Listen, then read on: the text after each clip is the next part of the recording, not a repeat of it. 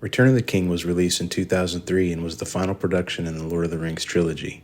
The entire film was shot in New Zealand in more than 150 locations.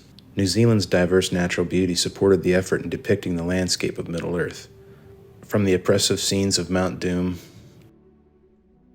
to the peaceful Shire, the world of Middle-earth was made manifest in a country approximately the size of Colorado. The final scene in the film was shot on an actual minefield where the New Zealand Army tests missiles and bombs. The military visited the film crew and gave a briefing to inform them that they may have come across live bombs while filming. Unfortunately, because it's quite soft sand here, there's always going to be a certain amount left behind. The first day that we showed up there to shoot, we were taken into this big tent. This officer of the army stood up in front of us as we were all eating our eggs and bacon in the morning or whatever, and just said, "This is a bomb, this is a rocket, all these things you might find out here, don't touch them." One crew member recounted one of these occasions. And we get out on set, and you're in the middle of fighting and stuff, and you look down, and sure enough, there's the fins of a bomb sticking out on the ground. And we were filming right in the middle of it, doing a battle sequence, churning up the earth with all of us running around, jumping up and down. You know, constantly through the day, they'd be coming in and clearing it away. I'd rather you didn't capture that on film. The crew would stop filming while a specialist would come and remove the bomb so they could resume their work. It's somehow fitting that a hostile setting like Mount Doom would be filmed on an active bomb site. Perhaps this is one of the small details that made the film so believable. But the natural aesthetics of New Zealand is far from the only element that made the Lord of the Rings trilogy so outstanding. An enormous amount of attention went into the costume design for the characters in the film. Costume designer Nagila Dixon explained that intense planning went into the smallest details of each character's wardrobe, even in the stitching. These details, upon first glance, would probably not even be noticed by most audience members, but it made all the difference in capturing the magic and mysticism of Middle-earth. Ian McKellen, who played the role of Gandalf, explained that such fine detail went into the gown that he wore that was completely covered by the rest of his costume. This immaculately embroidered gown can never be seen. There's no point in doing it, other than making me believe as I put them on that they're real clothes, which I do. We started with a t-shirt, then we had a shirt, then we got a robe. It's 3 layers. But they never came up with any decent underwear for Gandalf. They did try. These details were not simply pulled out of thin air.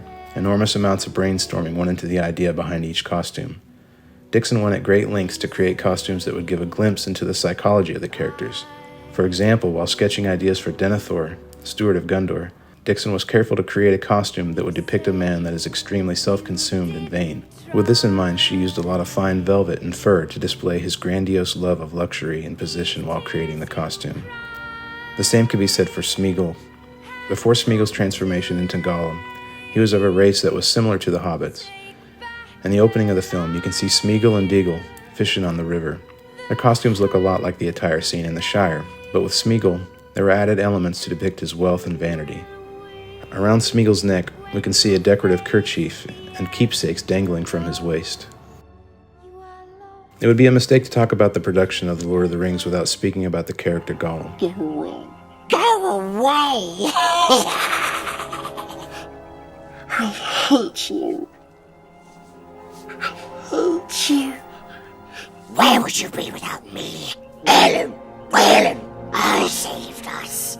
It was me. We survived because of me. In the film, we see Gollum walking on all fours in nearly every scene. This is an unnatural way for humans to walk, and to make it believable, actor Andy Serkis spent hours walking on all fours. I used to walk on all fours off set when we were filming The Lord of the Rings. I spent a lot of time in preparation for that. I would go for walks on all fours for hours. I did occasionally come in contact with other people, so I just had to pretend I was looking for something.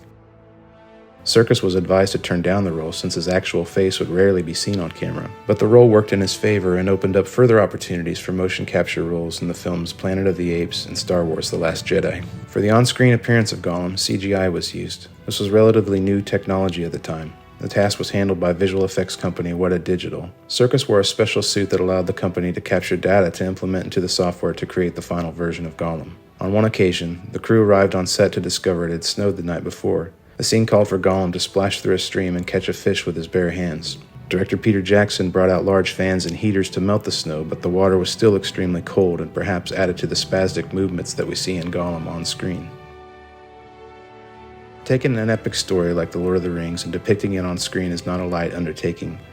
These stories have been in the imaginations of millions of readers who have already developed images in their minds about the setting and aesthetics of Middle-earth. To make the film believable, immense resources and talent must be employed to create the finest details.